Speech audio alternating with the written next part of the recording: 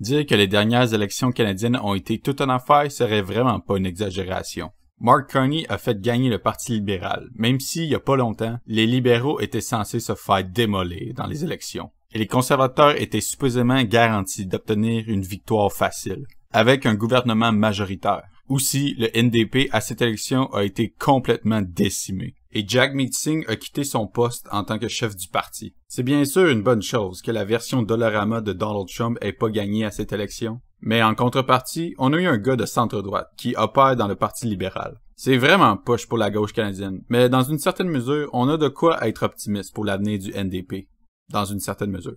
Cette défaite puissante devrait servir à une bonne gifle d'en face et les inciter à reconsidérer leur stratégie. Sous Jagmeet Singh, le NDP était un parti légèrement à gauche par rapport au Parti libéral sous le contrôle de Trudeau. Ce positionnement ne leur fait pas gagner des victoires bien éclatantes dans les dernières années. Et aux dernières élections, ils se sont fait complètement laver. Moi et beaucoup d'autres pensent qu'ils devraient arrêter de se diriger vers le centre et devraient se repositionner vraiment plus vers la gauche. Mais j'entends beaucoup dire que le NDP devrait trouver son prochain Jack Layton. Mais je ne pense pas que ça serait une bonne idée que le prochain chef du NDP soit un Jack Layton-ish. T'sais, je veux pas manquer de respect au bel homme, car j'aime et je respecte Jack Layton, mais je pense que beaucoup de monde surestime à quel point il était un bon politicien. Depuis qu'il était devenu le chef du NDP en 2004, sous sa direction, le NDP a toujours obtenu la 4e place à chaque élection. Sauf, bien sûr, lors des élections de 2011, où le NDP a remporté 103 sièges et est devenu l'opposition officielle contre le Parti conservateur de Stephen Harper. Mais de nombreux facteurs, en dehors du contrôle de Jack Layton, ont contribué à ce qu'il gagne sa 2e place. D'abord, les libéraux étaient incroyablement faibles lors de cette élection. Ils ont parié avec ce gars-là, Michael Ignatieff, qui était supposément avoir un attrait centriste à lui. Eh bien, ça n'a vraiment pas porté ses fruits. De plus, le Bloc québécois n'était pas super chaud à l'intérieur du Québec. C'était parce que les Québécois avaient voté tellement de fois consécutifs pour le Bloc québécois qu'il y avait une certaine fatigue envers le parti. De plus, par mon opinion personnelle, je pense que Gilles Duceppe n'était pas un super leader. Je sais pas, il manquait un peu de charme. Juste à l'écouter, j'avais envie de dormir, man. Bien sûr, la personnalité de Jack Layton a contribué à son immense succès aux élections de 2011, mais c'est aussi par la faiblesse des libéraux partout au Canada et la faiblesse du Bloc québécois dans la belle province. Ce que j'essaie de dire, c'est que le NDP n'a jamais vraiment eu une approche efficace. Le NPD ne peut donc revenir à une stratégie antérieure et espérer avoir des meilleurs résultats. Aussi, l'attrait de Jack Layton, c'est qu'il dégageait une énergie d'un grand-père bienveillant. Et c'est précisément l'approche opposée que je veux que le NDP adopte. Les gens sont incroyablement en colère contre leur système économique, qui creuse le fossé entre les riches et les pauvres. Et les gens vont s'identifier à ceux qui s'accordent le mieux avec leur colère. C'est pourquoi les populistes de droite gagnent du terrain partout dans le monde, car leur rhétorique qui est agressive est appréciée. C'est pourquoi un gars comme Trump a remporté les élections. Bien sûr, il a ses MAGA die-hard qui vont le soutenir peu importe ce qu'il va faire,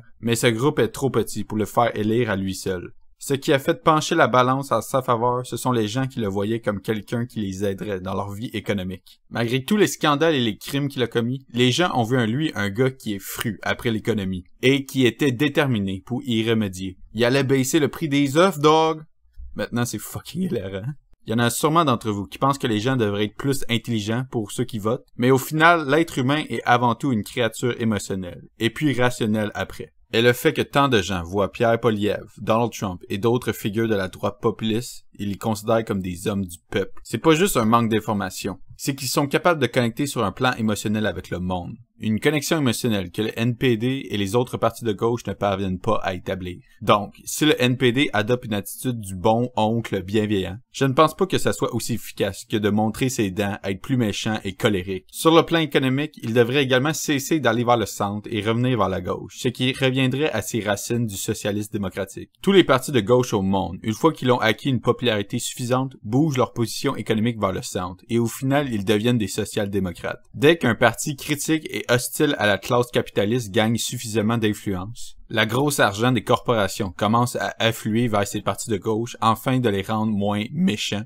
à la classe des riches propriétaires. Donc, non, c'est pas parce que tu vas te présenter comme un candidat hardcore anticapitaliste à la prochaine élection que tu vas commencer à recevoir plein d'argent auprès des riches pour que tu puisses changer le discours. Non, car genre au final, tu vas obtenir 5 voix et tu représentes pas une vraie menace pour les riches capitalistes. Mais il y a une tendance des grands partis de gauche qui commencent comme socialistes ou socialistes démocratiques et progressivement, ils se déplacent vers le centre, vers une position plus social-démocrate. C'est pourquoi t'as des partis comme le Parti socialiste espagnol, qui est maintenant un parti social-démocrate de centre-gauche, mais il est débuté comme un véritable parti socialiste de gauche. C'est pourquoi t'as des partis comme le Parti socialiste portugais, qui est un parti social-démocrate de centre-gauche, mais il est débuté comme un véritable parti socialiste. Et puis, il y a le NPD, dont le premier chef était Tommy Douglas, un socialiste qui est en quelque sorte la raison pourquoi laquelle le pays a instauré un système de santé universel. Mais graduellement avec le temps, le parti a bougé plus vers le centre, vers une position plus social-démocrate. Je pense vraiment que le parti devrait revenir à ses racines. Cela va les aider à se démarquer des libéraux, qui, si le NPD est trop proche de leur position économique, eh bien le NPD va toujours être en désavantage contre eux, puisque le Parti libéral ont l'avantage monétaire et patrimonial derrière eux.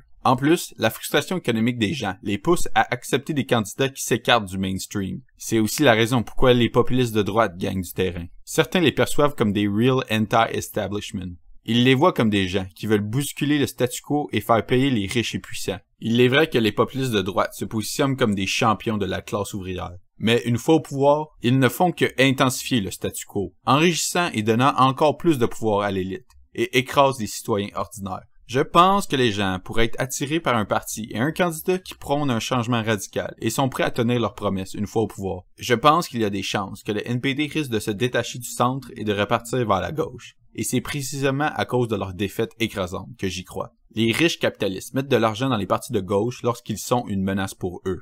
Eh bien, il est possible que l'élite vont comme oublier le NPD, puisqu'ils ont performé tellement mauvais aux dernières élections. Vers la fin de la législature de Justin Trudeau, il est clair que les riches capitalistes étaient tannés de lui et avaient décidé de consacrer la majeure partie de leur effort et de leur argent à Pierre Poilievre. Mais maintenant que le nouveau chef du Parti libéral et le nouveau premier ministre, Mark Carney, sera plus à droite que Justin Trudeau sur l'économie, les riches capitalistes pourraient avoir un nouvel intérêt à soutenir le Parti libéral. De plus, même si rien n'est garanti, il est possible que le Parti conservateur canadien va se diviser. Le Parti conservateur actuel est issu de la fusion de deux partis de droite, le Parti réformiste et le Parti progressif conservateur. Le Parti réformiste était vraiment plus à droite et populiste, tandis que le Parti progressif conservateur était de centre-droite. Cela va faire 4 élections que le Parti conservateur perd la première place face aux libéraux, et à chaque fois, les tensions entre ces deux factions au sein du parti deviennent de plus en plus pires. Avec la défaite de Poilievre aux dernières élections, malgré il y a pas longtemps, il était supposé avoir une victoire easy as fuck, la faction progressive conservateur n'a pas tardé à le critiquer pour sa défaite,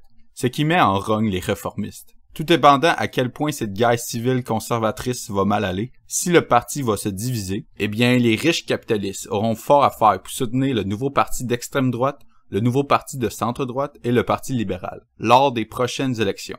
Avec leurs efforts portés sur ces trois partis, il est possible que les élites ne vont juste pas s'intéresser au faible NPD. Et si cela se produit, j'espère que la direction du NPD réalisera qu'il serait plus judicieux d'adopter une approche plus grassroots, avec des petits dons et limiter la grosse argent des compagnies privées. Je ne prétends pas pouvoir lire l'avenir. Je ne suis pas là avec ma boule de cristal qui est en train de vous dire ce qui va absolument arriver. J'ai dit simplement ce qui pourrait arriver et pourquoi cela arriverait. Mais il est tout à fait possible que le NPD va juste continuer à être un parti social-démocrate inefficace.